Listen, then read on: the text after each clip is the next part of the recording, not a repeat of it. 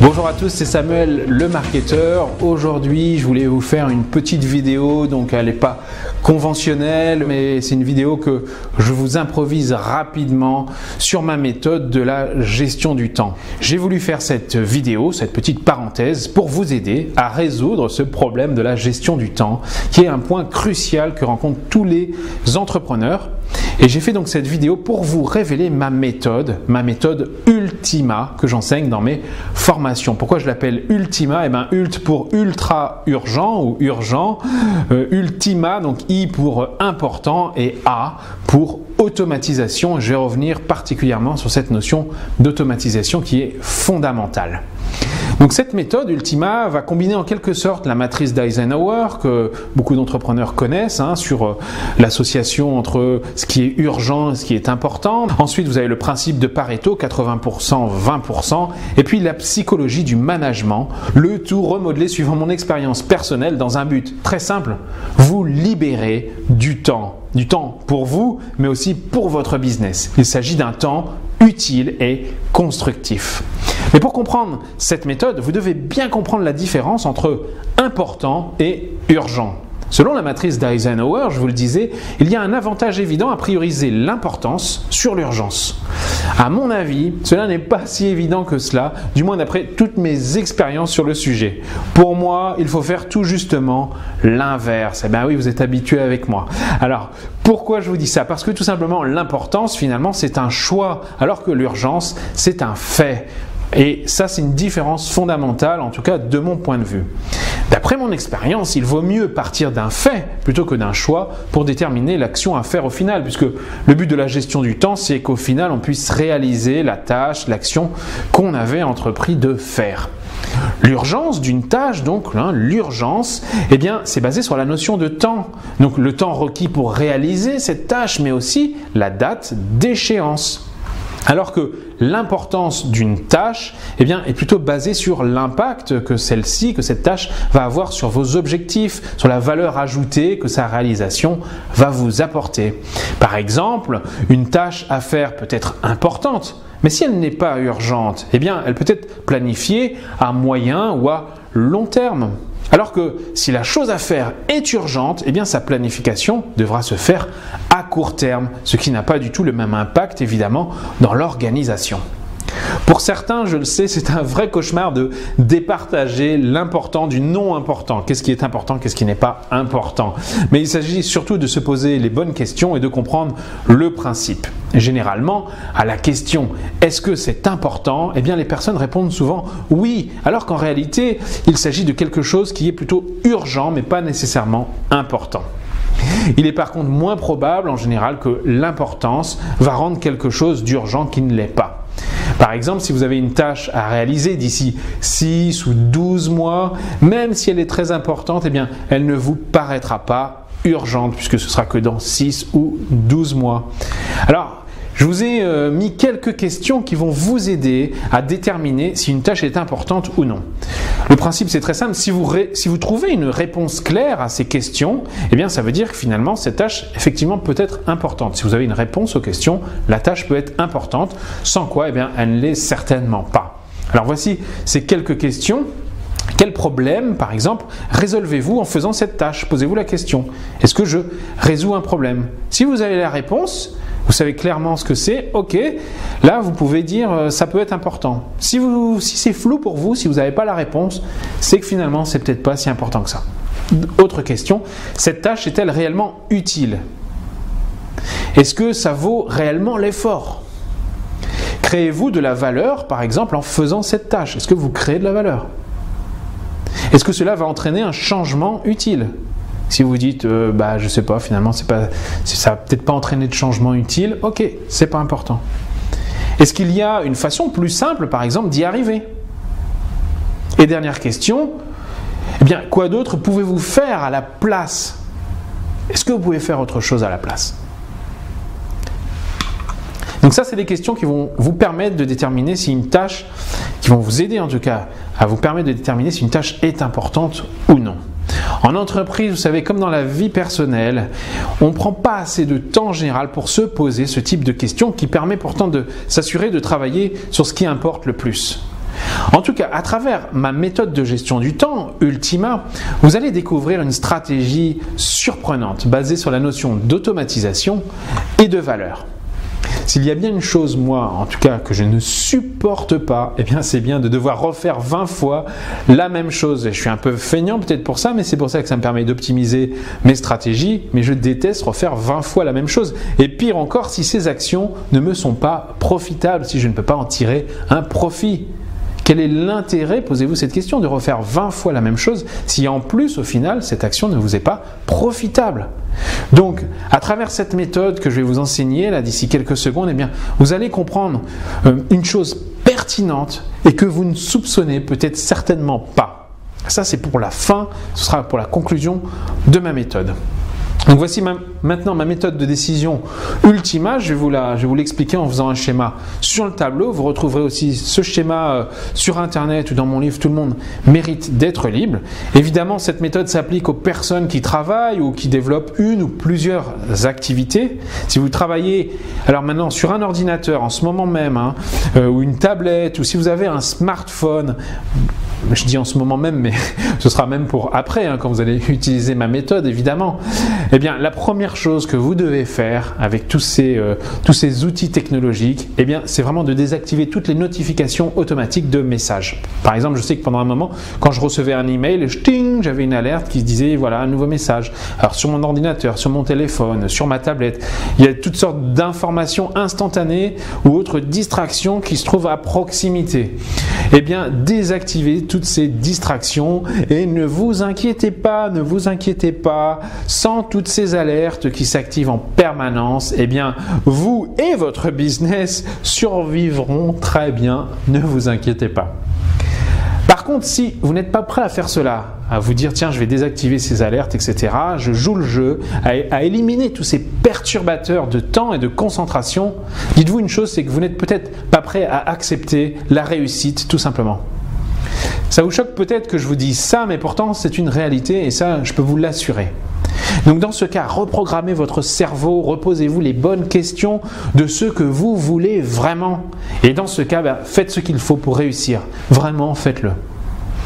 Si vous êtes prêts, eh bien voici Ultima.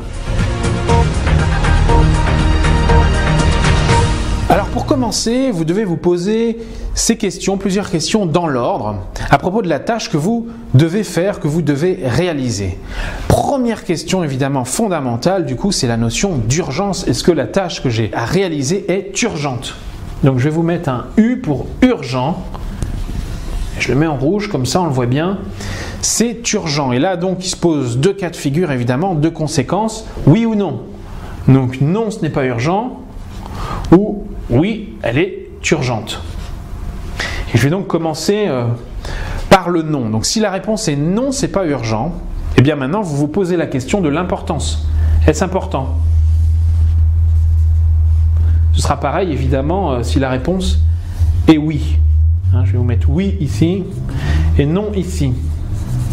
Donc là, on a une tâche qui n'est pas urgente, on se pose la question de savoir si elle est importante ou non. Si la réponse est non également, la solution est très simple dans ce cas.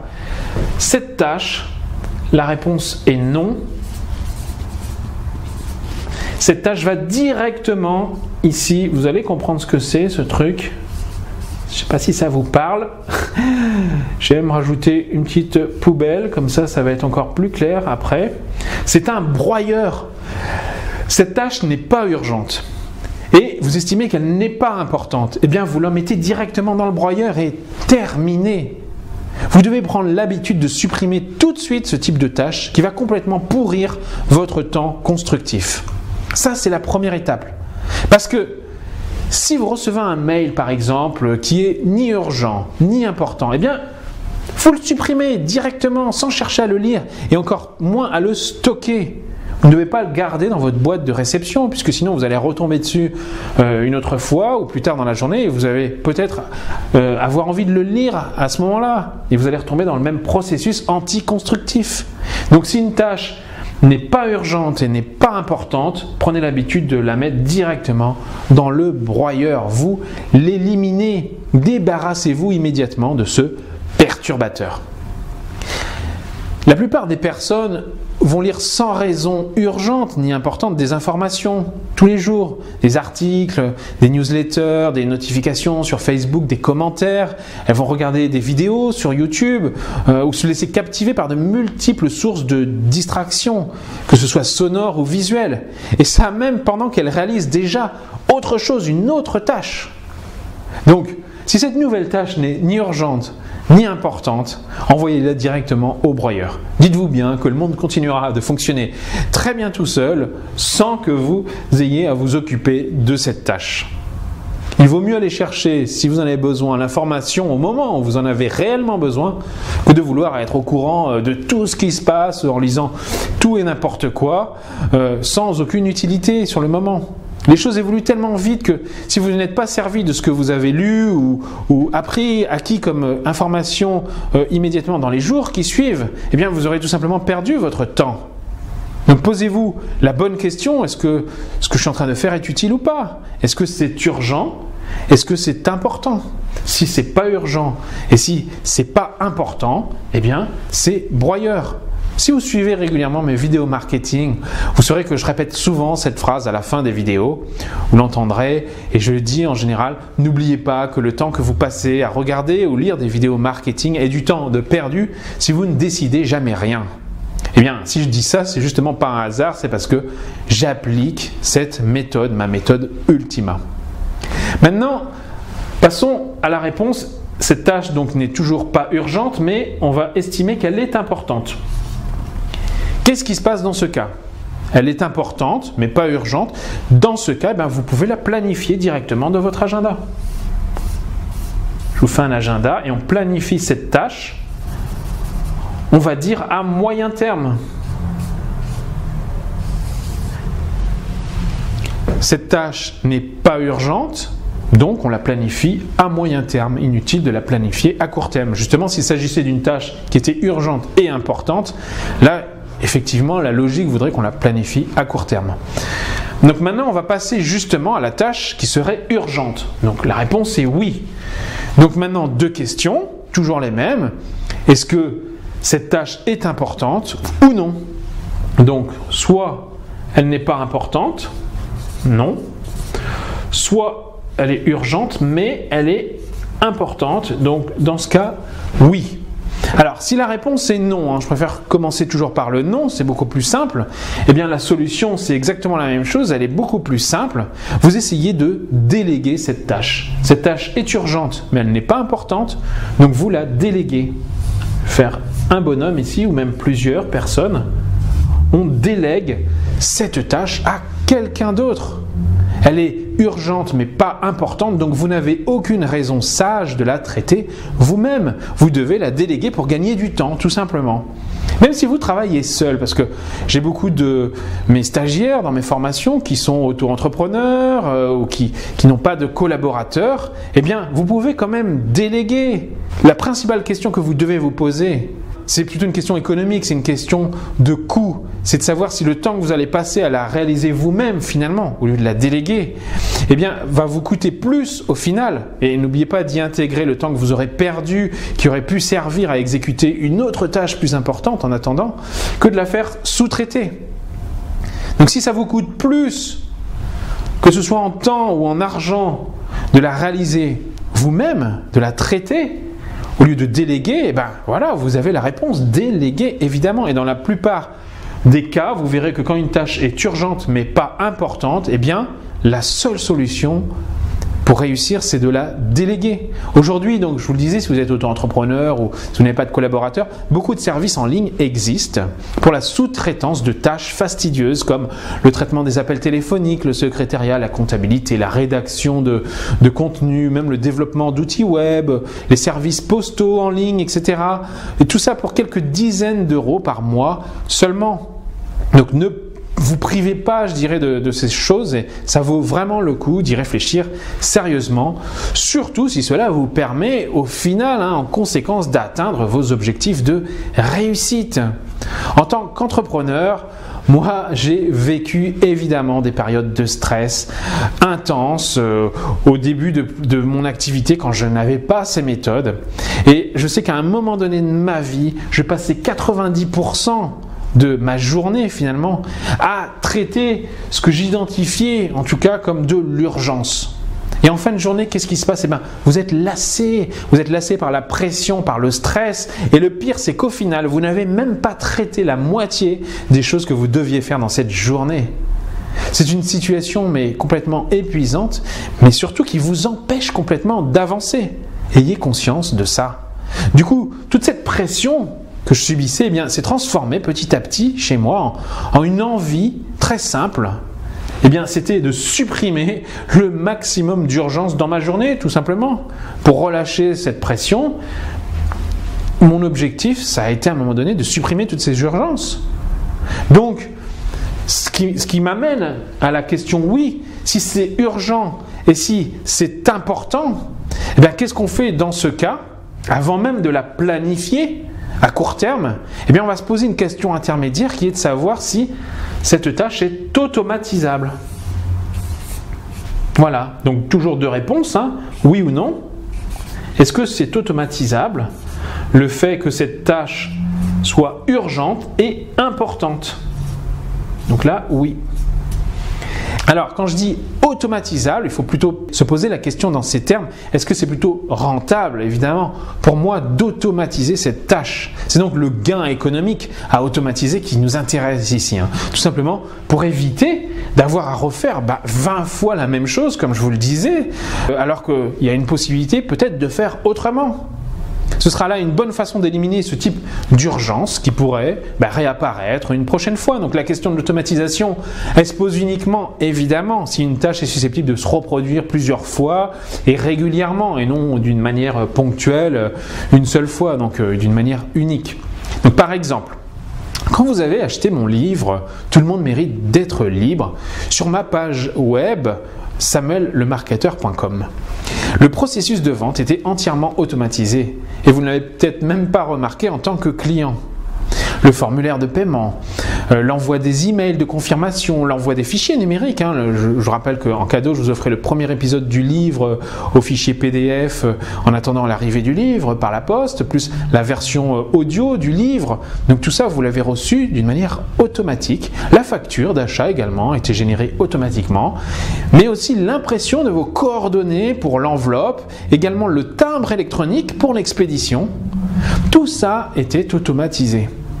Mais il n'y a pas que ça, il n'y a pas que pour la commande. Ma page aussi également, c'est une attraction pour vendre mon livre en automatique. Elle contient l'argumentaire vidéo de vente, donc la vidéo où je présente mon ouvrage, ainsi que les cadeaux.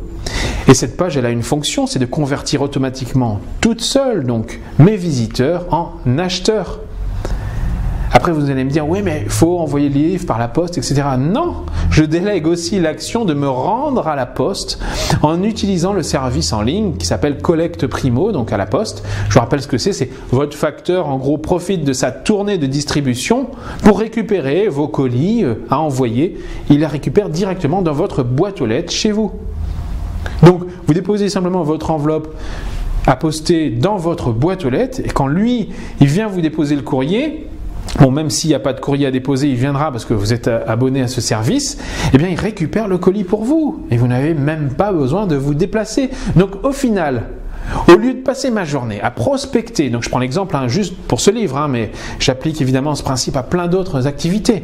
Au lieu de passer ma journée à prospecter et à traiter les commandes, envoyer les factures, les cadeaux en numérique, donc faire des emails, etc., écrire les adresses sur les enveloppes, aller à la poste, je ne fais strictement rien de tout ça. Alors à la question, est-ce automatisable ? Si la réponse est non, donc là évidemment, vous planifiez à court terme tout de suite. Je vais même le mettre en rouge parce que c'est pas. Vous devez l'exécuter rapidement. Donc je vais vous faire un chronomètre.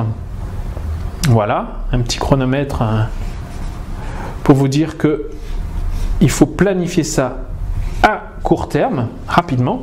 Et donc, si la réponse par contre à est-ce automatisable est oui, eh bien, dans ce cas, il vous suffira tout simplement de planifier son développement à moyen terme dans votre agenda. Donc, cette tâche, elle est urgente et elle est importante. En plus, il se trouve que je peux l'automatiser, donc je vais planifier la création, le développement de cette automatisation, de cet outil à moyen terme dans mon agenda. Bien évidemment, elle est toujours à exécuter cette tâche, donc en attendant que cette fonction soit développée, je vais vous la relier ici. En attendant qu'elle soit développée, vous allez quand même la réaliser à court terme, évidemment, puisque cette tâche doit être faite. Il n'est pas question de l'oublier, mais une fois que l'automatisation sera faite, vous n'aurez plus à vous poser cette question. Dès que cette tâche se reproduira dans votre système, comme elle sera automatisée, vous n'aurez rien à faire. Donc pour terminer sur cette méthode Ultima, notez d'ailleurs que à l'épisode 5 de mon livre consacré à une attraction qui s'appelle le carrousel, vous pourrez découvrir aussi un excellent outil d'automatisation pour tout l'aspect marketing de votre entreprise. Donc ça s'appelle le carrousel et c'est à l'épisode 5 de mon livre. Donc pour terminer sur cette méthode Ultima, je vous le disais, je vais vous faire remarquer que sur le schéma qui se trouve dans le livre ou sur internet, j'avais tracé une ligne ici en pointillé. Une planification à moyen terme, ça je vous le mets en vert, ça c'est bon. J'avais tracé cette ligne en pointillé au milieu. Donc cette ligne, elle sert à quoi finalement? Elle sépare les deux conséquences de l'urgence. La conséquence si c'est urgent oui ou la conséquence si c'est urgent non. D'accord? Pour moi, et là, c'est là que je vous parlais, vous allez certainement être surpris parce que je vais vous dire maintenant dans ma stratégie, dans ma méthode, c'est que pour moi, toute cette partie-là consacrée à l'urgence qu'il faut traiter, etc., toute cette partie ne présente aucune valeur pour moi. Tout ça, là, c'est zéro pour moi. Boum! Vous dites, qu'est-ce qu'il me raconte? Pourquoi cette partie qui est pourtant urgente et importante, il est en train de nous dire qu'elle n'a aucune valeur. Oui, elle n'a aucune valeur et elle ne m'intéresse tout simplement pas. Et je vais vous dire pourquoi. Pourquoi? Parce que même si une tâche, elle est urgente, même si une tâche, elle est importante en même temps, on a tout intérêt justement à automatiser tout ça. Voilà. Si c'est urgent et si c'est important, automatisez. Concentrez-vous sur cette partie qui est automatisée pour que vous n'ayez plus à vivre ce genre de situation. Je vous ai raconté un petit peu mon histoire tout à l'heure, à vouloir traiter l'urgence. Qu'est-ce qui se passe au final? Vous êtes absorbé, vous absorbez 90%, vous consumez 90% de votre énergie et de votre temps à traiter ces urgences. Et tout ça, c'est un destructeur de réussite. Je vous parlais du principe de Pareto, la loi des 80%, 20%. Qu'est-ce que dirait le principe de Pareto dans ce cas de figure? Pareto vous dirait tout simplement que, en général, ce qui se passe, c'est que 80% de notre temps ici, 80% de notre temps en général est consommé pour traiter des actions urgentes, ok, mais qui ne sont pas profitables. Pas profitables, zéro. Ok, on passe 80% de notre temps à traiter des actions qui sont urgentes, mais pas profitables, contre 20%. Donc là, c'est l'autre partie du schéma, la conséquence non, contre 20% des actions qui sont non urgentes, mais par contre qui sont profitables. Alors qu'en réalité, qu'est-ce qu'il faudrait faire? Il faudrait faire exactement l'inverse, encore une fois, c'est-à-dire vous devriez passer votre temps à traiter 80% ici des actions qui sont non urgentes, mais par contre profitables, et seulement finalement 20% des actions qui sont peut-être urgentes, mais de toute façon qui ne sont pas profitables. Ça, c'est ce que vous devriez faire. C'est pourquoi cette partie-là, à la réponse l'urgence, non, c'est pas urgent. Tout le traitement qui se trouve dans cette partie-là, pour moi, présente beaucoup plus d'intérêt. Pourquoi? Parce qu'elle concerne uniquement la planification à moyen terme. Et plus clairement, ça veut dire quoi? Ça veut dire que la planification à moyen terme, c'est quoi? C'est ça la liberté. C'est quoi? C'est le fait d'avoir plus de temps pour soi. C'est gagner du temps.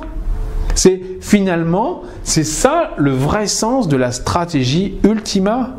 C'est d'avoir plus de temps pour soi. Je vous dirais même que finalement c'est le secret de la gestion du temps. Se bloquer du temps avec soi-même dans son agenda. Vous imaginez ça? Vous avez déjà pensé à une chose comme ça? Se bloquer du temps avec soi-même dans son agenda, dans son propre agenda? C'est incroyable ça comme prise de conscience, non? Eh bien, pensez à ça, parce que je suis sûr que ça, c'est quelque chose que vous n'avez jamais pensé ou évalué. Me bloquer du temps, tiens, aujourd'hui, avec moi-même dans mon agenda ou la semaine prochaine. J'aurai une journée, c'est du temps à passer avec moi-même. Et qu'est-ce que je vais faire?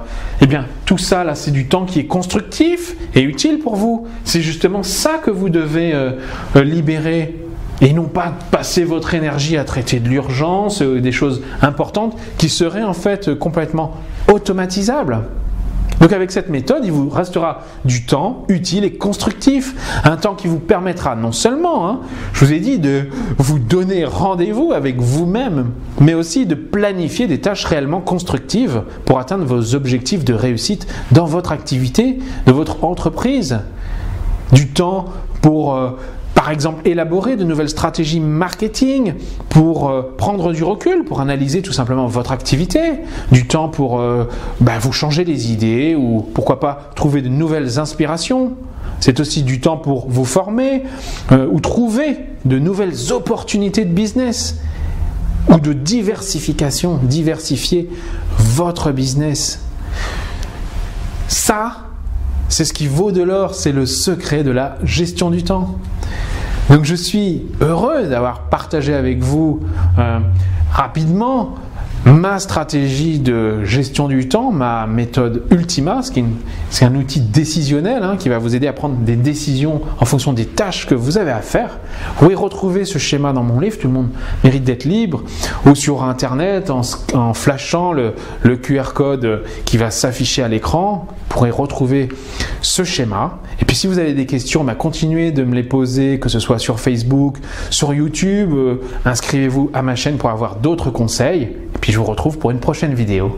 Merci de m'avoir suivi et à très bientôt.